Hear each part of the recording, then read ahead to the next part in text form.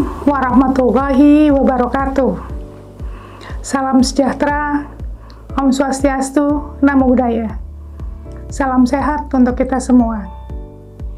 Saya Lydia Freni Hawadi, Guru Besar Fakultas Psikologi Universitas Indonesia, bersama Dr. Dini Bintari Rahma dari Fakultas Psikologi UI, juga bersama Gary Collins, mahasiswa Profesi Psikologi Pendidikan Fakultas Psikologi UI, akan memberikan contoh kasus bagaimana dari seorang mahasiswa yang tidak tepat waktu lulus dalam perkuliahannya bisa terbantu setelah mendatangi psikolog. Nanti kita akan melihat contoh kasus dari Kevin, mahasiswa S1 semester 9. Kevin ini adalah mahasiswa yang datang dari luar kota Jakarta, tinggal kos, dan orang tuanya sudah pensiun. Namun dengan kesibukannya yang seabrek, Kevin ketinggalan dalam kuliahnya. Dia tidak lulus tepat waktu, dan kemudian dia berusaha untuk mengejar ketertinggalannya dengan mendatangi psikolog. Baiklah, kasus Kevin ini kita bahas dengan tema self-regulated learning. Ya, saya akan menjelaskan apa itu self-regulated learning, yang dalam hal ini kita ambil acuannya dari teori Zimmerman. Jadi self-regulated learning adalah konsep penggunaan metakognisi yang ditandai oleh satu, penggabungan monitoring metakognitif dan kontrol metakognitif. Kedua, proses perencanaan aktivitas masa depan di dalam suatu momen belajar dan kegiatan memanipulasi kondisi kontekstual sebagaimana kebutuhan. Ya, berikutnya kita akan melihat di sini siklus self-regulated learning yang terdiri dari 3 fase, yaitu forethought phase, ya, kemudian performance phase, dan self-reflection phase. Ya, berikutnya kita akan kupas satu persatu dari fase tersebut. Kita mulai dari forethought phase. Ini adalah fase awal di mana proses regulasi diri ini memiliki 2 kategori besar, yaitu task analysis process dan sources of self-motivation. Di sini, task analysis adalah analisis tugas, adalah kegiatan memecah tugas belajar. Dan konteksnya menjadi elemen-elemen yang lebih sederhana. Dan di sini, menyusun strategi pembelajaran pribadi dari pengetahuan sebelumnya mengenai elemen tersebut. Dalam task analysis terdapat 2 tahapan, yaitu goal setting, menetapkan tujuan, menentukan hasil yang diharapkan, dan kedua adalah strategic planning, perencanaan strategis. Ya, bagaimana kita memilih atau mengkonstruksi metode belajar yang menguntungkan dan sesuai dengan situasi. Self-motivation atau motivasi diri mencakup sumber-sumber motivasi yang mendorong individu untuk melakukan kegiatan belajar di dalamnya, yaitu terdapat verifikasi diri, ekspektasi pada hasil pembelajaran, penilaian pada tugas, dan minat intrinsik, serta orientasi pada tujuan pembelajaran. Nah, nanti kita akan lihat di dalam contoh kasus bagaimana Kevin di dalam fase forethought phase ini ya akan menyampaikan masalah-masalahnya pada psikolog. Halo, apa kabar? Halo Bu, ya kabarnya gitu aja lah Bu. Oke, apa nih yang hari ini yang bisa saya bantu? Ya lagi banyak pikiran aja Bu, pusing gitu Bu. Oke, apa sih pikiran yang paling bikin kamu pusing saat ini?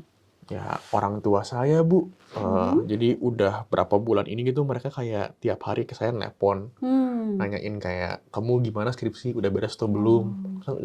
Kepikiran gitu ya Bu kan? Kan saya kan selama ini belum tuh skripsi sama sekali langsung sama saya. Oke. Dan saya selama ini juga malah sibuk ngerjain yang lain. Terus jadi ketika orang tua nelpon saya kayak ngerasa, aduh ini bener juga saya skripsi belum.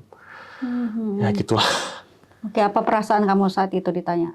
Ya nggak enak iya ya Bu. Terus ngerasa bersalah juga, tapi juga kesel juga. Karena kan yang sebenarnya pengen kuliah di UI itu kan bukan saya gitu.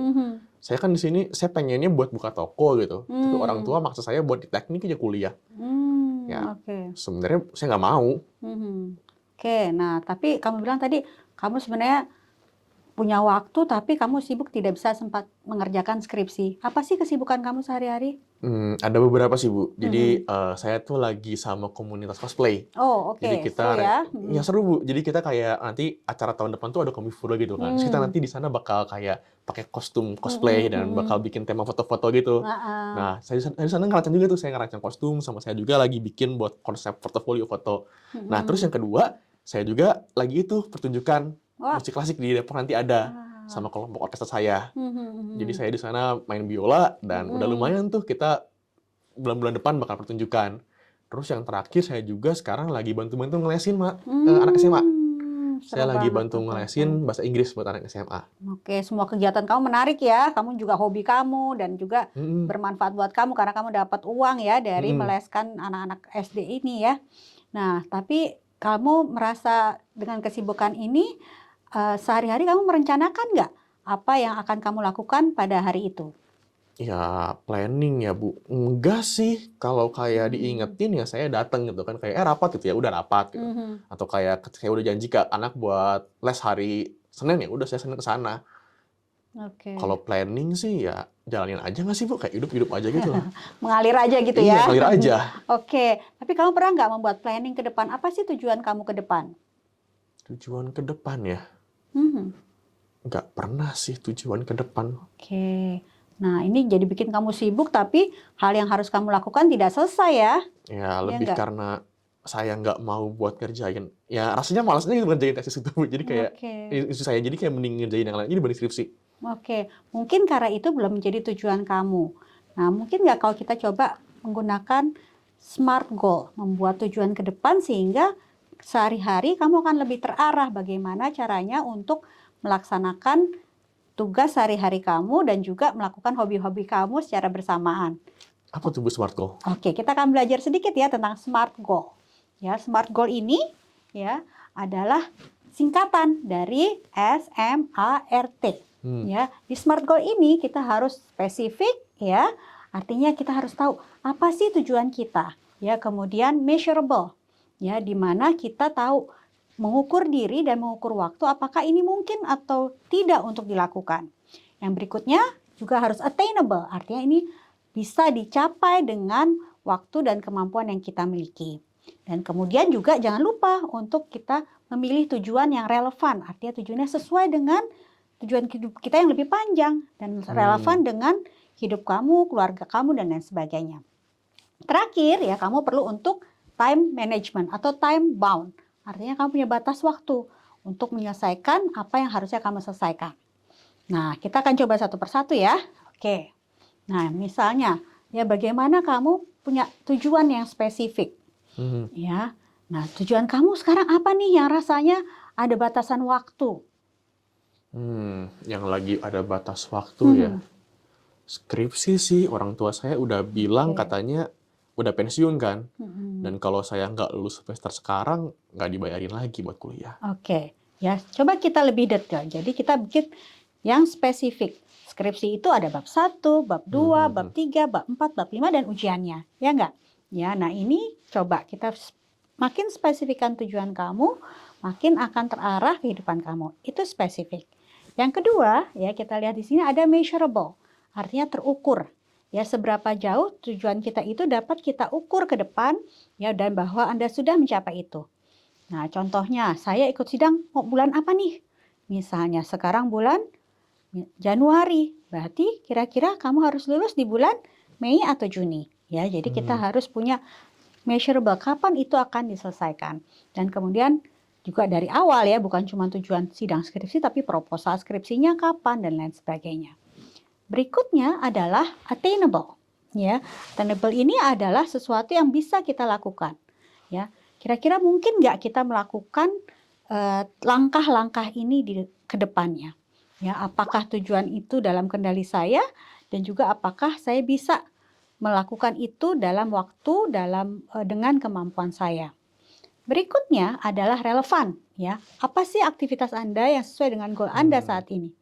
Ya, kalau kamu skripsi kan? Ya enggak? Iya sih. Oke. Nah, kalau kamu ingin lulus di bulan Maret atau bulan Mei tahun 2023, ya, aktivitas apa yang kamu lakukan itu relevan dengan tujuan lulus tersebut. Nah, nanti kita akan lihat ya bagaimana sebenarnya tujuan hidup kamu.